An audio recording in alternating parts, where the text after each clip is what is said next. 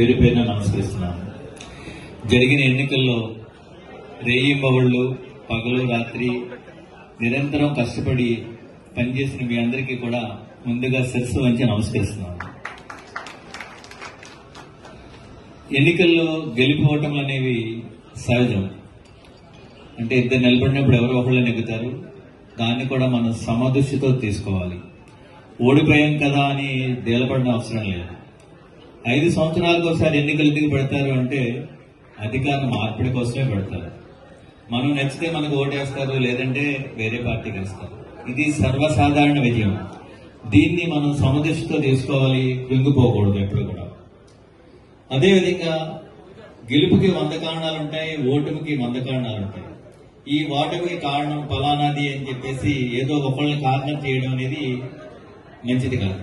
ఇది జనరల్ ఎలక్షన్లు. రాజమండ్రికి దీనికి సంబంధం లేదనుకోవడం పొరపాటు.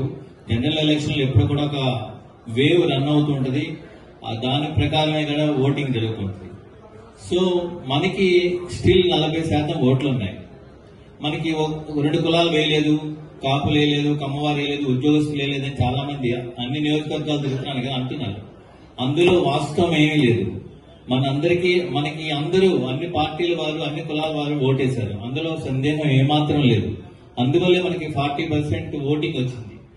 మనకి నెగ్గిన తెలుగుదేశం పార్టీ వారికి కేవలం 5% తేడా ఉంది. అంటే వారికి 45% వచ్చింది, మనకి 40% వచ్చింది.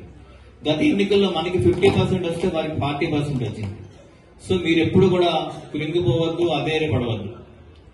ముఖ్యంగా నేను చెప్పేది ఏంటంటే general analysis and research centre వాళ్ళు విశ్లేషణ చేసి 2 విషయాలు చెప్పారు. ఓటమికి కారణాలు 2.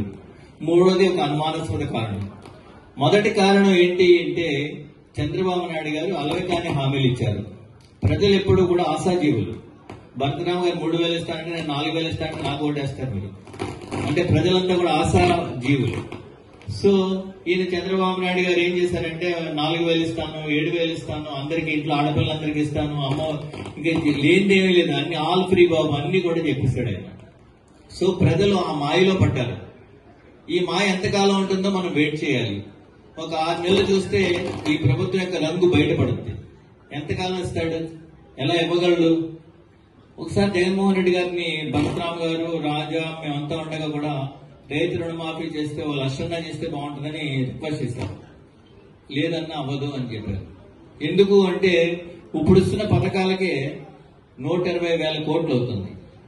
మన రాష్ట్ర ఆదాయం 90,000 కోట్లు. అంటే 30,000 కోట్ల డిఫిసిట్ తో రన్ అవుతుంది.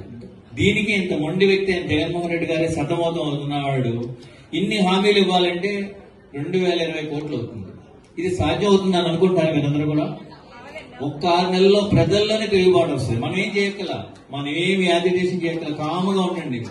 ప్రజల్లోనే తిరుగుబాటు వస్తుంది. వీళ్ళు చెప్పిన హామీలు వీళ్ళు ఎవరు, ప్రజలే తిరుగుబాటు వచ్చి వీళ్ళని కొడతారు. మనం ఏం కొట్టక్కర్లేదు, మనం ఏ ధర్నాలు చేయాల్సిన అవసరం లేదు. సో ఇది ముఖ్యంగా గుర్తించుకోండి. రెండో కారణం ఏంటి అంటే అబద్దాలు ప్రచారం చేశారు. ఒక వారం రోజులు ఎలక్షన్లు ఉన్నాయనగా పీకే అని ఒక పరిమాణంలో ఉన్నాడు. ల్యాండ్ టైటిలింగ్ యాక్ట్ గురించి 1 వారం రోజుల ముందు ప్రచారం చేయి వాళ్ళు తిరిగి సర్దుకునే లోపల ఎలక్షన్లు అయిపోతాయని చెప్పాడు. సో మీ ల్యాండ్స్ లాగేసుకుంటున్నాడు. 1 సెంటు, 2 సెంట్లు, 10 సెంట్లు ఉన్నవాడు, 2 ఎకరాలు ఉన్నవాడు ల్యాండ్ అంతా జగన్మోహన్ రెడ్డి లాగేసుకుంటున్నాడని చెప్పి దుష్ప్రచారం చేశారు. సోషల్ మీడియాలో వాళ్ళు అద్భుతంగా దీన్ని ప్రచారం చేశారు. మన సోషల్ మీడియా కూడా చాలా యాక్టివ్ గా ఉండాలి. సోషల్ మీడియా ఎంత యాక్టివ్ గా ఉండాలంటే ఈ పాటికి జగన్మోహన్ రెడ్డి గారు ఉంటే ఈ పాటికి రైతు భరోసా పడేది, అమ్మఒడి పడేది. ఇప్పటి వరకు వాళ్ళు ఇవ్వలేదు. మీరు సోషల్ మీడియాలో ఎవరిని ఏమనొద్దు. జగన్మోహన్ రెడ్డి గారు ఉంటే ఈ పాటికి ఇవ్వచ్చును, ఇంకో 2-3 నెలల పోతే ఇంకొక చెయ్యొద్దు వచ్చును, ఇలా ఇవే మీరు పెట్టండి. సో వాళ్ళు అద్భుతంగా ఈ దుష్ప్రచారం చేశారు సోషల్ మీడియాలో. జగన్మోహన్ రెడ్డి గారు ల్యాండ్ లాగేసుకుంటున్నాడు, ల్యాండ్ యాక్ట్